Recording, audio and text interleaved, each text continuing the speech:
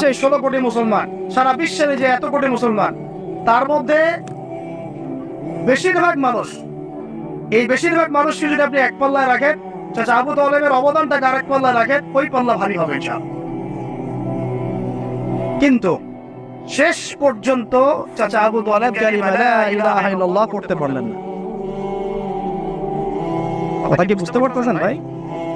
নবী সাল্লাল্লাহু আলাইহি ওয়াসাল্লাম বারবার বলতেছেন, চাচা খালি একটাবার কালিমা পড়েন, আমি আল্লাহর কাছে আপনার জন্য সুপারিশ করব, আমি আপনাকে জান্নাতে নিয়ে যাব, আমি আপনাকে জান্নাতে নিয়ে যাব।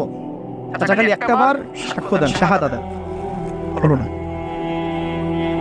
হাদিসের মধ্যে আসছে চাচা আবু তালেবকে জাহান্নামের সবচেয়ে উঁচু স্থানে রাখা হবে, যেখানে তার পায়ের গোড়ালি বা টাকনু পর্যন্ত আগুনে পড়বে, এতেই তার মগজ টকবক করে ফুটতে থাকবে। নাউজুবিল্লাহ।